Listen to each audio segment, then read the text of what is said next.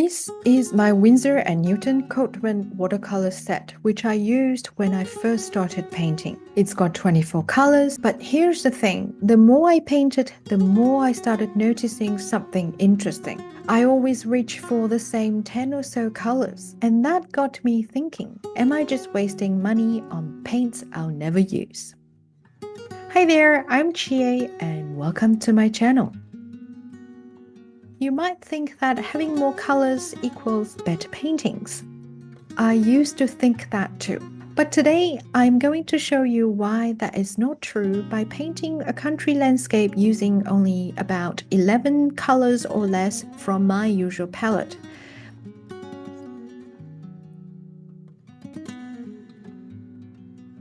From the colors I frequently use in my Cotman set, I've refined my regular palette to the following: Winsor Red and Alizarin Crimson, Cadmium Yellow or Winsor Yellow for a more budget-friendly option, Yellow Ochre or Raw Sienna, Sap Green, Ultramarine Blue, Prussian Blue, and Cerulean Blue for the earth tones, Burnt Sienna, and Payne's Grey and Neutral Tint for dark tones.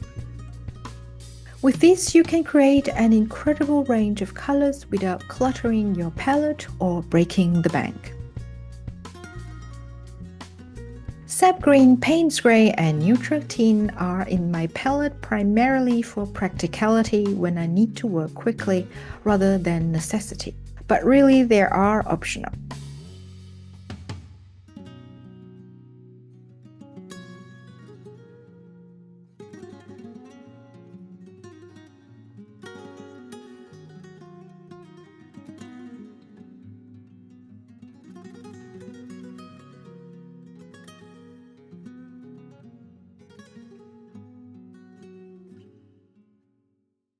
Since pigment prices vary depending on their composition, I try as much as possible to use colors from Series 1 paints to keep the expenses down.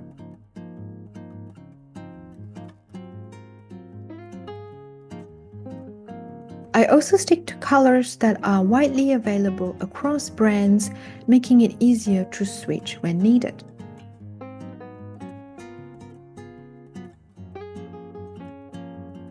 If buying a slightly larger watercolor set is more cost-effective, I would still go for it. This also gives me the chance to experiment with colors I wouldn't normally purchase individually, allowing me to discover useful shades without extra expenses. But I mainly paint with the mentioned 11 colors.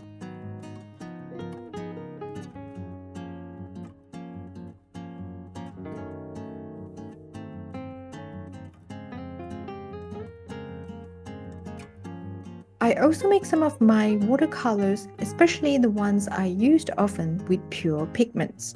The two I usually make are Ultramarine Blue and Burnt Sienna, as I use a lot of them in my paintings and I could mix them to get varying shades of grey.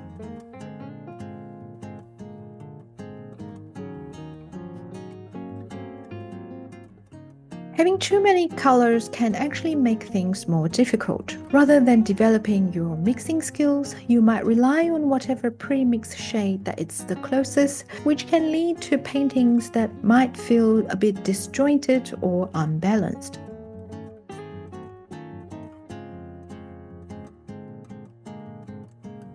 It also creates unnecessary dependence. For example, if you're missing a specific color, you might struggle to mix it yourself, limiting your flexibility when painting outside your usual setup.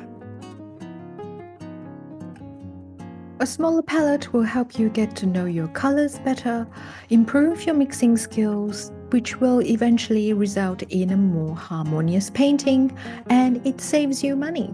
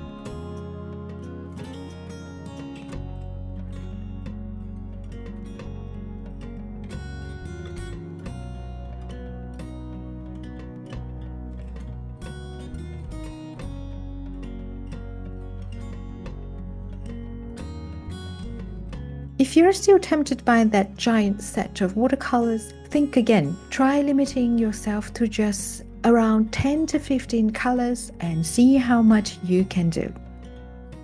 What is your go-to watercolor palette? Leave a comment below and I would love to find out. And this is the final painting. All in all, I probably used around 8 colors, proving that having less colors definitely don't limit your options. Thank you for watching today, and if you found this video helpful, don't forget to like, consider subscribing to the channel and hit that notification bell so you don't miss out on any future art adventures. And I will see you in the next video.